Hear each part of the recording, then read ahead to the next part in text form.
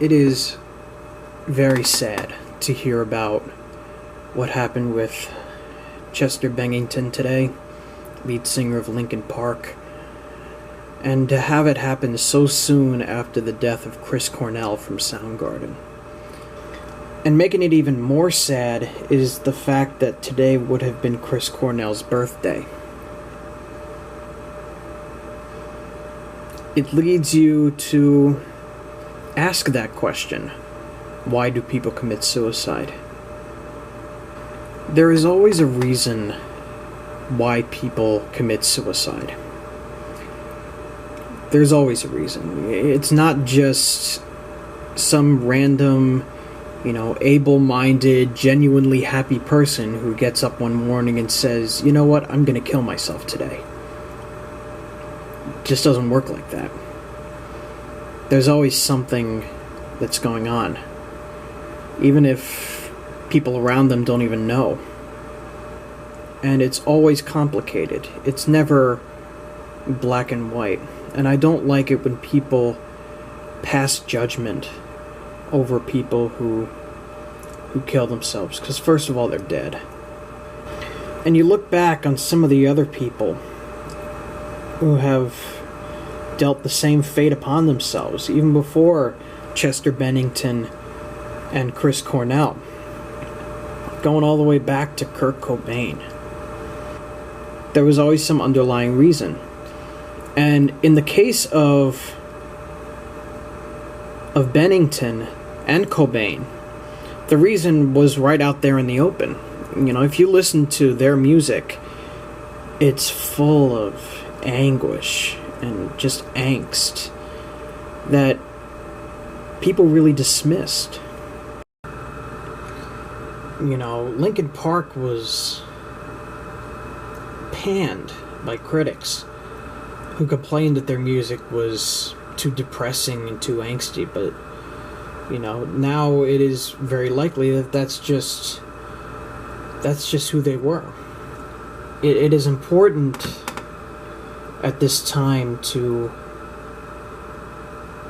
understand people and what they could possibly be going through.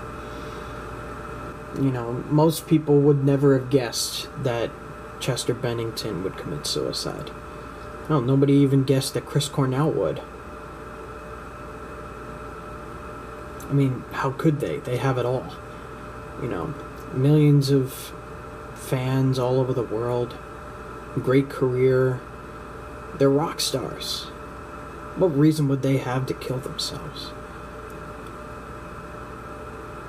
But that's not even half of the story.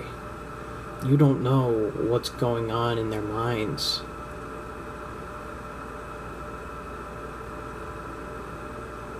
You don't know what kind of tortured souls they really are. And that's basically the gist of it. You just don't know.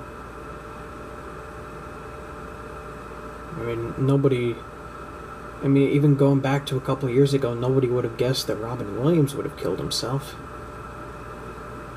He was a great actor known for this manic style of comedy that was still also very smart. But over the last year of his life, he was struggling with mental illness. The point that I'm trying to make is that you just don't know. So I think it's most important now to just not pass judgment on not just Bennington, but anybody who's depressed or, just always feeling down, and just being a force of good in their life, somebody that they can know they can reach out to.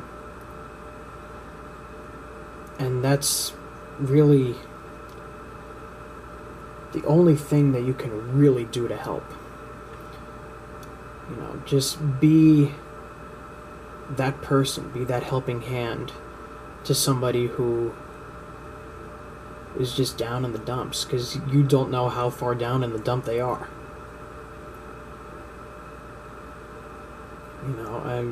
I went through, depression issues in high school. I didn't go anywhere near far down enough to think that I would someday kill myself. But I have seen enough of that darkness in there to see how it could. And, so it's important at any point in someone's life when they're depressed to just be there to help them. That's all you can really do. And maybe that one little helping hand is all that these people need. And maybe you'd be able to prevent the next Chester Bennington or Chris Cornell from ever happening again. It's a long shot, but it's always possible. Peace and love, guys.